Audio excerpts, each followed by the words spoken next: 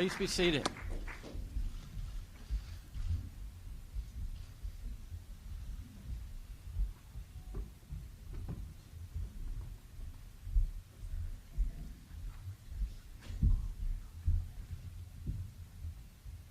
Well, good afternoon, and again, thank you all for joining us for another announcement.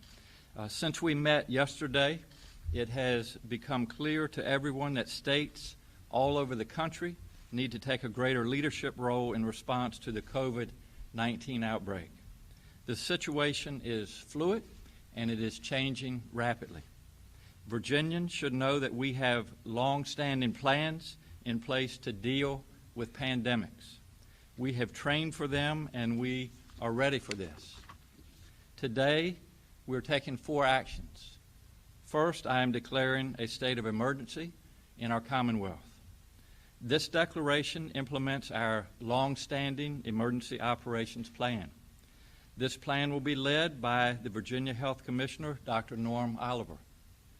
While Virginia has been thoroughly preparing for weeks and has adequate funding to address the situation, this declaration will give us increased flexibility to ease regulatory requirements and procurement rules, continue federal and multi-state coordination, and ensuring ongoing support for the most vulnerable Virginians. Second, I am canceling all specially scheduled state conferences and large events for the next 30 days. That includes a Women in Innovation Conference scheduled for next Tuesday. I know that much planning, work, and time goes into these events, but I believe that this is the safest course of action at this time. I am encouraging localities and private organizers to similarly limit large events based on consultation with their local health departments. I advise Virginians to avoid large gatherings for the time being. I am also prohibiting out-of-state work travel by state employees for 30 days. We are directing state agency heads to make reasonable accommodations in regions like Northern Virginia and border communities like Bristol, where that is not practical. We will assess these directives going forward. We anticipate that this break will allow time for more testing kits to become available. And let's talk about testing kits for just a moment. So far, as of this afternoon, 15 people in Virginia have tested positive. All of them have been traceable to a specific source. We are also aware of 2 Virginians who are currently in Texas and tested positive there.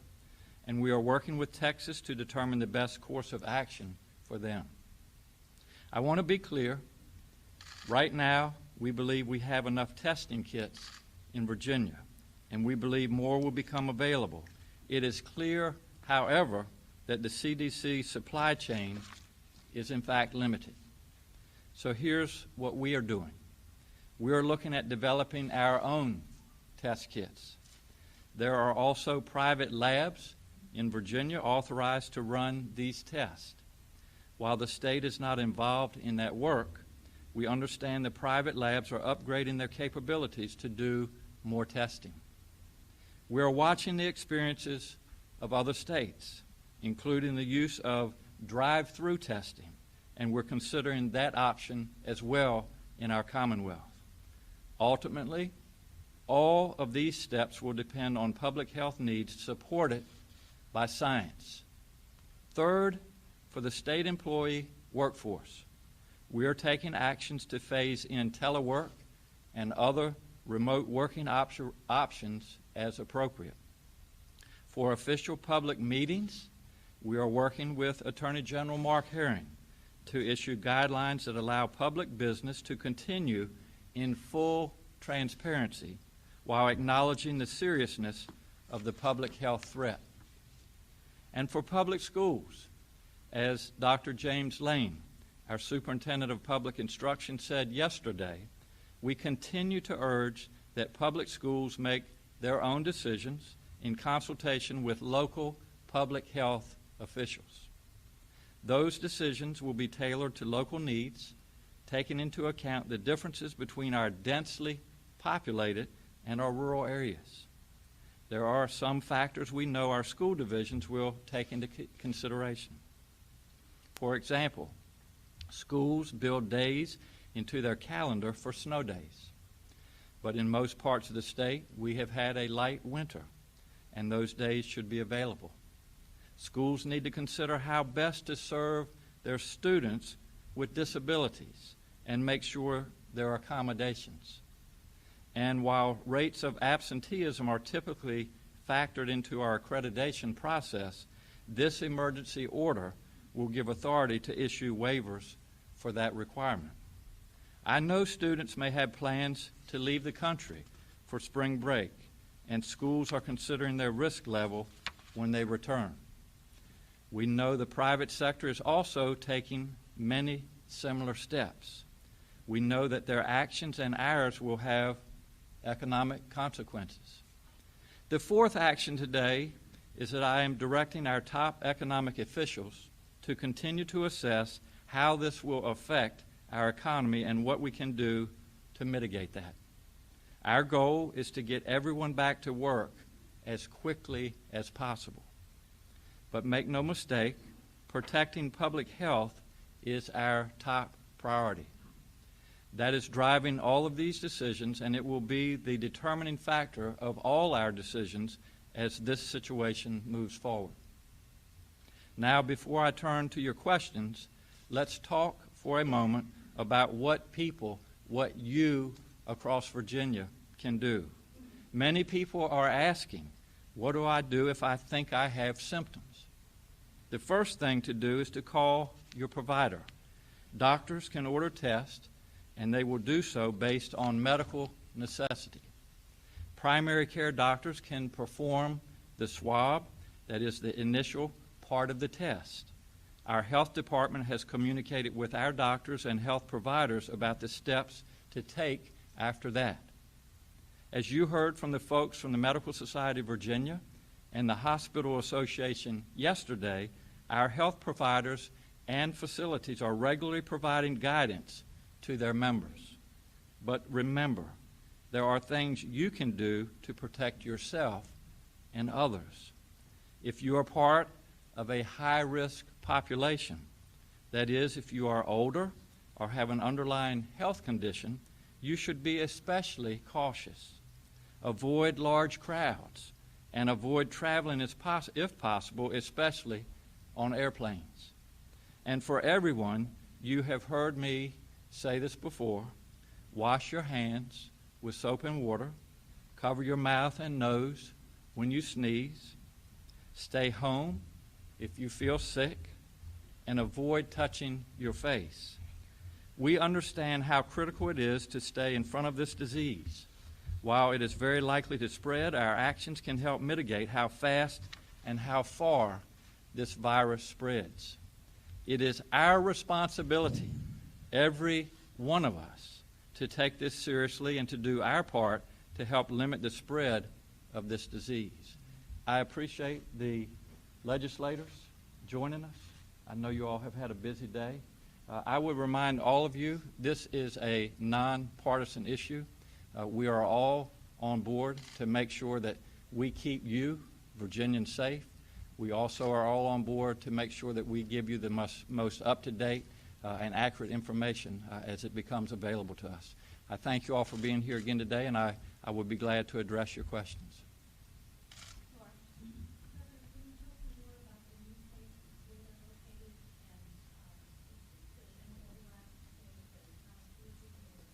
Yes, thank you, Laura. Dr. Pete.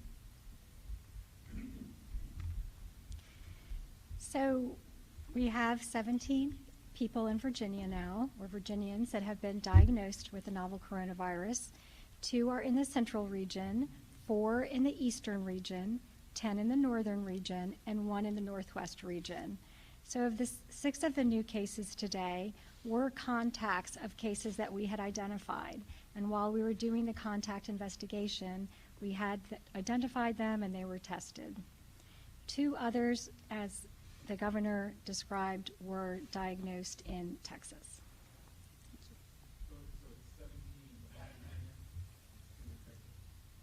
in Virginia and 2 in Texas. Maryland, about an hour ago, announced their first case of community spread. Have we seen evidence of that in Virginia, and how would we know, given the lack of testing? Good question. We have not seen spread. We have not seen signs of community spread. So what that would mean is if we are testing people and we're interviewing them to get information about risk factors, and we don't find any, and so we don't know where it came from. So we understand now where people have acquired this virus, so traveling overseas and from other people that we know had the case.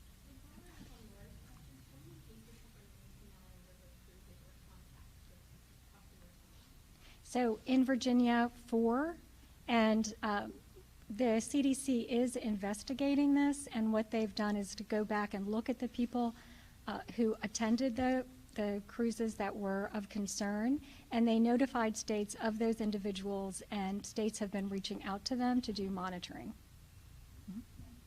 Regarding the 2 cases in Texas, are they going to remain there until they have recovered, or they leave Rockville? We're still working through that process now. You said it's becoming increasingly clear that states have to step up. Yes. What do you mean by that? Why are we doing that? Well, I think a couple of things I would say, Alan. First of all, I want people to understand that we have been working diligently on this for weeks. Even in the case of pandemics, we have had plans in place. I think it's also clear that things have changed. Obviously, this has been declared a pandemic by the WHO yesterday. We have new cases in Virginia just since I spoke to you all yesterday, and quite frankly, we're getting mixed messages from the federal government. We find that unacceptable, so I'm taking the lead on this, but we will do everything, continue to do everything in Virginia to keep Virginians safe. Thanks, follow-up. Sorry. How is the state exactly going to go about developing its own testing? How much time do you have, Al? We need to go back to biochemistry 101, I think, for that. But if you, I don't know any other. It's a very complicated process, Alan. Just like at UVA, like who's going to be doing that? Where is it? Yes, our university health systems are looking into that, and there's other private labs that are also looking at developing tests. So just to follow up on that, so I believe you said earlier there are currently 500 to 600 tests for the state lab, and you asked for more from the CDC. What's the timeline for when there might be production of these state tests?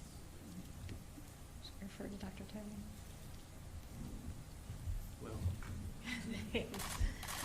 Good morning. I'm Dr. Denise Toney. I'm the Director of the Department of General Services Division of Consolidated Laboratory Services. So with respect to the test kits and the numbers that we've provided, when we have the capacity to do 500 to 600 tests, actually those are the ability to test 500 to 600 individuals. We oftentimes test multiple specimens per individual, so I did want to at least clarify that. With respect to the development of new tests, anytime there is an emerging infectious disease, there's a lot of information about the virus out there, the genetic sequences of the virus, the targets. All that information has been made publicly available by the Centers for Disease Control and Prevention. So laboratories that want to develop their own tests have access to the targets that are being used in the CDC assay that the state lab is currently using, and so they can develop tests for use in their own lab, and those are called laboratory developed tests. They do have to apply for approval through the Food and Drug Administration to use those tests. The state lab is also looking at that as a possibility. However, because we do have access to reagents that are quality assured, approved through the Food and Drug Administration under emergency use authorization, and because we feel we have adequate test reagents now to be able to handle the testing demand, we are focusing on using those reagents that have been standardized and provided across the nation for all state public health labs to use. In the event that we become concerned that we cannot manage the testing capacity, we have experience and have brought up tests in our laboratory to be able to respond to emergency situations. And so we would be in a position to do that as well. And we are also working with universities, hospitals, as they are developing their tests, so that we are all in communication, working in partnership, and that when they bring up those tests, they are required to have their positives and their negatives sent to a laboratory such as the state lab to be quality assured, so that we have confidence in the tests that they are doing as well. So we will have a role in that. So it is multifaceted how this would play out as other labs start bringing up laboratory developed tests. I hope that answers your question. Are there any people who have been found positive for the COVID-19 who are healthcare providers, doctors, nurses, anyone like that?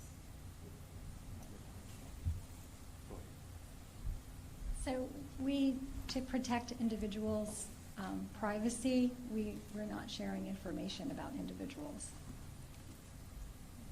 Yes, Kate. I mean, how can that policy be justified in light of containing, the spread of the disease in terms of limiting that geographic specificity? I'm just wondering, because we see other countries doing, very specific locational maps, like Singapore. We have specific maps as well. I mean, we're obviously identifying and tracking where the cases are. But I mean, regular Virginians can't really know specifically where these cases are for the most part at a city level, or even a county level. Well, I mean, I don't know how specific you want to be, but we can certainly look at the locations in Virginia where the cases have been identified, and that's public information. Is that something that one might know? Remember, you said that we have enough test kits in Virginia, but at the same time that we need to develop our own. I think people are astounded by 500 being the number to the number 8.5 million Virginians here. Can you talk more about how we'll mitigate the spread of the number? Yeah, obviously we're using discretion and looking at the risk factors and the symptoms, and we use that discretion to determine who is tested. Using those criteria, we have the test capability. Again, I can't predict. As I've said, this is a very dynamic process. I can't predict what's going to happen tomorrow, but if there are more cases, more individuals that need to be tested, obviously we will require more test kits in Virginia. And so while we can't definitely predict that, we can certainly anticipate it and do everything that we can to be prepared, and that's what we're doing. Thank you so much. Thank you all.